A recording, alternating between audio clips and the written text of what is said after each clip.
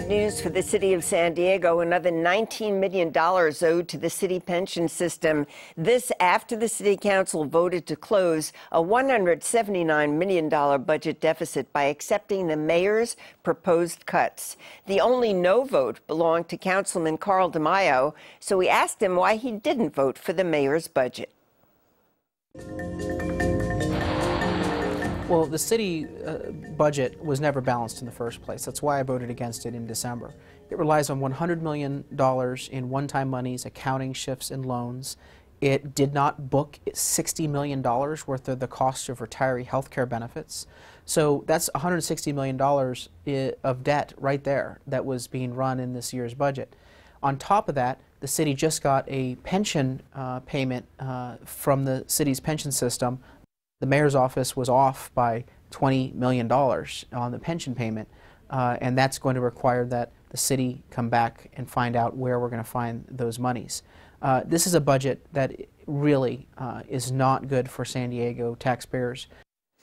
With me to look into the city's latest financial problems is Scott Lewis, CEO of voiceofsandiego.org. So, Scott, how will that higher payment be funded now that we know the city is down to the bare bones, that they've moved their one-time pots of money and they've shifted accounting type things? I bet you they find another little bit of change in the couch somehow. They've always found some way to get through it. The question is, look, the city is set up, it's fundamentally set up not to take in as much money as it is fundamentally set up to spend. And until that's corrected, then these shortfalls are going to continue to appear. The question is, when is there going to be a plan to change that dynamic? And that still hasn't come out at all. But how is that $19 million missed? I mean, the mayor has analysts, the council has analysts. Somebody from the pension board came up with it. Well, they do a study every year. They didn't know exactly how the study would come out, and I think it's interesting that it came out about 3 days after the mayor gave his state of the city. But the fact is that they have to analyze where we're at, how much they think that we're going to owe retirees into the future, how much we think we're going to owe and how much we were going to put in it, and how the investments actually performed. And after they pull that together, they look and say, look, you need to give us $230 million. We used to put $50 million into the pension system.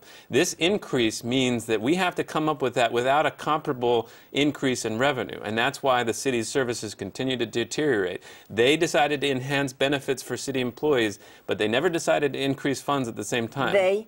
The city's leaders in 2002, 1996, all these times they decided to make benefits better. And that's fine if you want to do that, but you better come with some funds at the same time. Well, there was a lot of self-congratulating going on when the 18-month budget was passed. We've done it. We've closed the gap. Now, will there be finger-pointing instead of patting each other on the back? They're not very good at criticizing themselves. Look, they're going to have to fix this somehow, and that means tough decisions. And they decided to make half of that deficit go away with, like Carl said, gimmicks and one-time funds. Now, that's fine for surviving, but if you're going to just tread water, you've got to offer at least a plan of how you're going to get to shore. And they have not done that. They've rejected bankruptcy as a plan. That's fine. What's your alternative? Well, the alternative, of course, would be to cut more city workers. You know, it would take, another 200 to cover $20 million. Well, and the city then, as the community, has to decide what the level of bottom service is that they care about.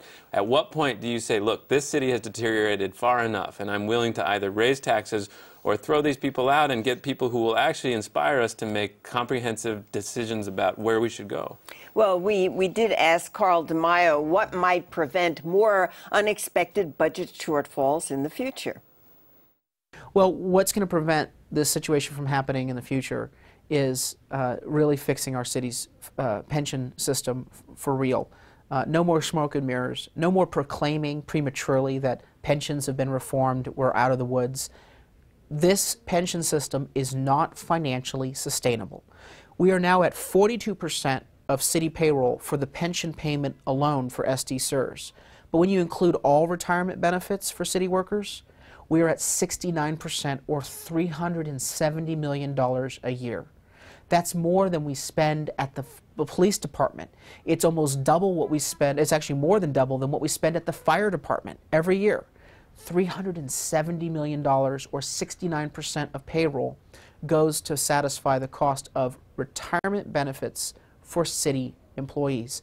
Those expenditures are not sustainable, and until we deal with that problem, the city will never regain its financial health.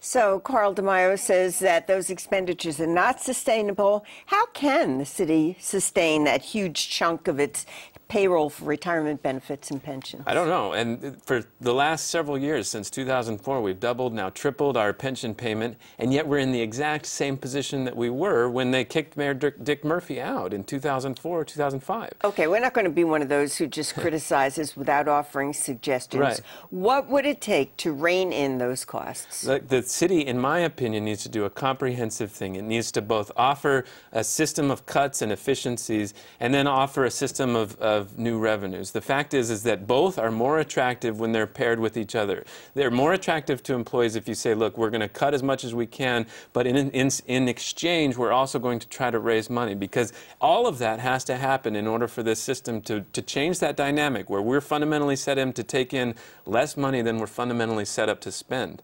Well, but new city employees do sign up for lower pension benefits now. Not all of them. Apparently not fire, not police, not elected officials. So does that give us hope for the future? Sure, but that's a very small population of the city's workforce, and it is set in motion to help us into the future.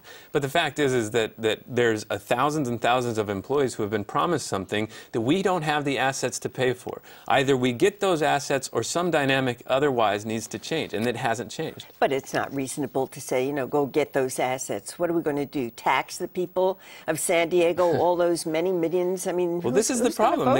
This is the problem. They decided to enhance those benefits without offering funds in exchange, and so they put that in motion. We have to deal with that now. Either the other option is to explore and consider bankruptcy and see if we cannot somehow get out of those contracts.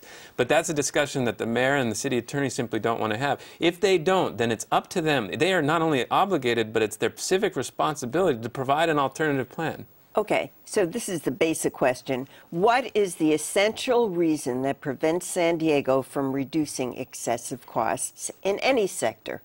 Well, I mean, most of these are vested. Now, Carl has his opinion about what could be gotten rid of, but the fact is that the courts will uphold them. And so the question is, what can you do around the edges? What other things can you cut? Maybe you decide that the cities, for example, should simply not be in the parks or libraries business. But that's what you have. Those are the kind of major decisions you have to make. And if not, then you have to inspire people to change that and to bring more revenue in. The fact is that these leaders here do not or are not interested in inspiring us to make those big decisions. Okay, very quickly, Scott, what hope do you have that this is going to change in the next year, 2 years?